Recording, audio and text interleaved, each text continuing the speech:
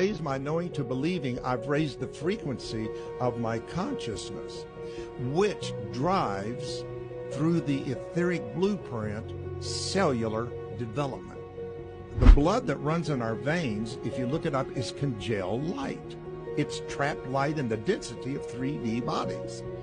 But actually in it is the life and light code. This is one of the most spiritual times to be alive on the planet right now. It is the caterpillar breaking down to become the butterfly. The bodies.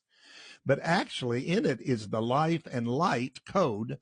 And once we raise ourselves, we will have this light shining in us. We'll be beings of light. Now, some call this the Merkaba or the Merkaba. Yeah, the light body, which is already in us, but we haven't released it yet. To become the light body. So anyway, I hope that makes some sense to you, but that's kind of my vision of this. I am nodding my head like it's in agreement with everything you say. Not that I just want to, but the fact is that there's a couple of points I want to reiterate for everyone listening is, I don't watch TV. I don't watch the news. I actually give it no energy at all.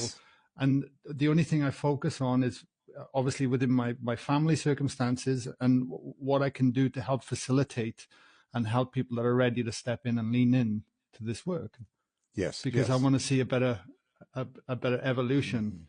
And I think we definitely get caught into that trap of, like you say, we keep pushing against, resisting against the very things that we don't want, as opposed to just focusing on the very things that we want to create in our lives and focus our energy there. It's a really important point. And the old saying is what we resist persists.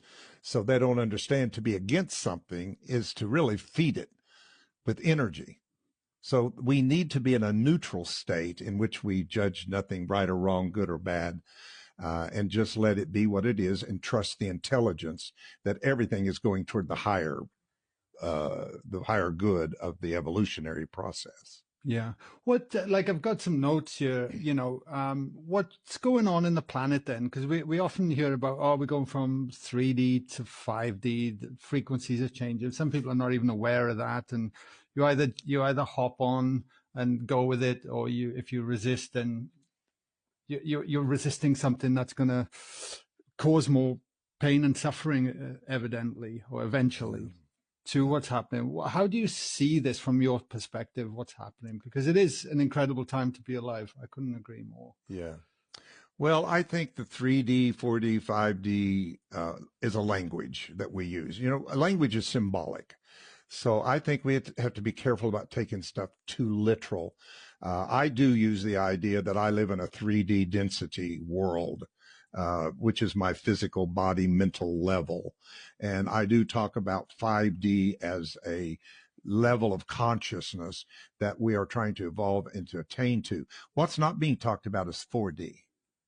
Nobody is really dealing with 4D because you got to go through 4 to get to 5D, if we use that terminology.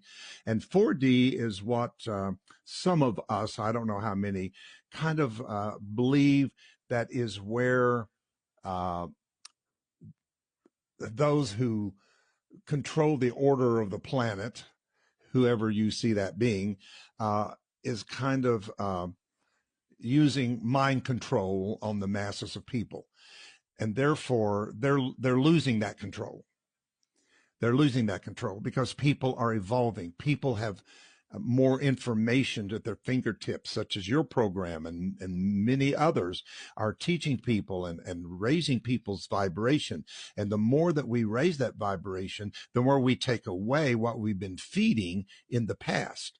So I use that language because it's good. It's good to use it for comparison of whatever it is. But here's in Soma Energetics, what was given to me is that we know we live in third dimension. I mean, that's physics, height, breadth, width, everything we see.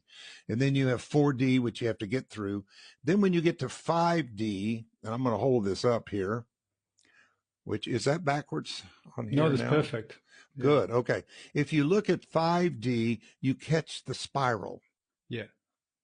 The spiral that spirals you into this new multi-dimensional, the whole thing of the it's not the universe anymore. It's the multiverse and all that kind of thing. So we're understanding all of these different dimensions of consciousness, but we need the curve. Now, if you look at most religious teaching, they call this the end of the world because they don't understand that it's going to curve and catch us into an evolutionary spiral that is going to spiral us into the next level at what it means to be human. And I'll tell you, this is going to be as powerful as moving from Homo sapien sapien to Homo luminous. To think this is it, to me, is ridiculous. To think this is the end of the journey, but we're not. We have much more potential. We're not using our potential. We're not using all of our consciousness, all of our mind. We're not using all of our DNA. We use very little DNA. And most of us, that is the true us, is in the state of potential. So every time that I use tuning forks and tap them together and create that charge, I'm saying to the potential in the person, awake into consciousness. So I'm awaking the potential. Whereas everybody keeps trying again to fix that 10%, 5%, or 3% that we're using all the time and not exploring the uncharted territory of our possibilities and attention, which is trying to wake up in us. And as it awakens, we begin to see the world differently ourselves and each other. Amen. Yes, 1,000%. It's when you say the luminous body, I can, because of my experiences, I can completely relate to that. I've had dozens of mystical experience where I've actually felt that light coursing through my veins. It's a very real, visceral thing. And on my journey, there's felt like an adaptation within the physicality to allow that to I guess run through my body easier and be more sensitive to it beyond the five senses. There's like an awareness that you continue to develop, but there's a physical change going on as well at some level. Yeah. Oh, you're saying it very well. You're saying it very well. That's what I like to hear. Okay. Yeah. Yeah. You got it. You got it. So the question I have for you then, should people fear this? Because it's an unknown, it's change, it's coming, whether people believe it or not. That's what I believe, and that it's happening. So we can either like surrender into this and nurture it, or we can continue to resist and go in the old paradigm. And I believe it's because there's parts of us that are fearful of change and fearful of leading into that. Yeah, that seems to be a trait of the third dimension human, I call it, is because so many things have built fear into us. Fear of the unknown, fear of the unfamiliar. I mean, we adapt, and that's the legacy of humanity, is we've learned to adapt and live through famines and wars and all kinds of things. So we've learned to adapt to our own illness, our own sicknesses, our own limitations. And people have almost subconsciously become too comfortable in that place, that when something new challenges them, they revert back to what's familiar to them. So this is the challenge of people like ourselves who are trying to get people to move into the uncharted part of themselves, is to get past that fear that they have. And of course, that's nothing but the ego mind, or whatever you want to call it, the lower human mind that wants to stop that. Because if enough of us get past that, we're going to shift and change the whole consciousness of the planet. I mean, this is big stuff, actually, on a bigger scale of the bigger picture. Yeah. So moving it back and leaning into what you do more, I want to go there. But when it comes to then healing, and that could be emotional healing, mental healing, physical healing, whatever that looks like, to me that means like a natural homeostasis for a person. We're back to our default true self kind of thing. We always tend to focus on the physical. So with all your knowledge and what you're saying, and let's say we're in unhappy relationships, we're in a life that we want to escape from, if you like, for a better word, or there's a deep for me, it was always like a deep sadness, loneliness that I used to carry with me, Yeah. Are you saying then to change our circumstances, we should change our energy? Well, exactly. Good question.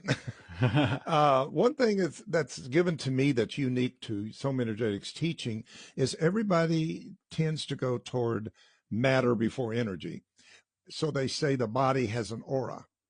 No, the aura has and becomes a body. You don't start here and go out. You start out here in the etheric, because that crown energy center, chakra, whatever you want to call it, spins off into one of the subtle energy bodies called the etheric. Now, I happen to believe that my true self, that spirit energy, was created whole and perfect now. So I don't buy into a belief in lack, that I don't have something and I need to get it. I've already got it in a higher state of my consciousness. I am whole. So we teach our people not to even use the term and label themselves as healers, but as facilitators to facilitate self-healing in the person, right? So that's been an important part of the training and the teaching that we have done. And of course, people who want that label are coming from ego, because the ego lives on labels. You know, because when I have a label that's different from your label, I'm not you and you're not me. And we're buying into that moment in which we have bought into a belief of separation, which it proves through the body. So here's the thing. When you come from that outer etheric, you have, you know, your causal, you have your astral, you have your mental, emotional, and all of that coalesce into the last body before the body, called an etheric blueprint. Now, what's in the etheric blueprint is what cells look at to reproduce themselves. So somebody says to me, because I made a statement, I think I heard from Deepak Chopra, that the liver makes itself every 6 weeks. And somebody said, no, that can't be true, because if somebody had cancer of the liver, why would they have it after 6 weeks? I said, because you didn't change the blueprint. The blueprint of your etheric body that held the misinterpretations of your wholeness as less is what the cell is reading, therefore giving you an inferior body to who you were created to be. So there's kind of a difference in the level of form and matter and creation level. There's a gap there. And that's where we need to be working in the so-called healing world, is we need to be working in that gap to bridge and to connect that. So the fact of using tuning forks and true energy work, to me, is working in that etheric energy body and changing the blueprint, that the body can, cells of the body can read a different blueprint than the blueprint that we are presenting to it. Because, and we have proof pretty much that most 99% of illness and disease is in the etheric blueprint 6 to 9 months before it becomes physical. So just imagine, we're training people to find that in the etheric body 6 to 9 months or a year before it becomes physical, and change. I'm changing cause, which will change of effect. So we're healing the body at the etheric level, which will show up in the physical body, rather than trying to fix the physical body, which is effect, and not change the cause. Essentially, you're going further up the waterfall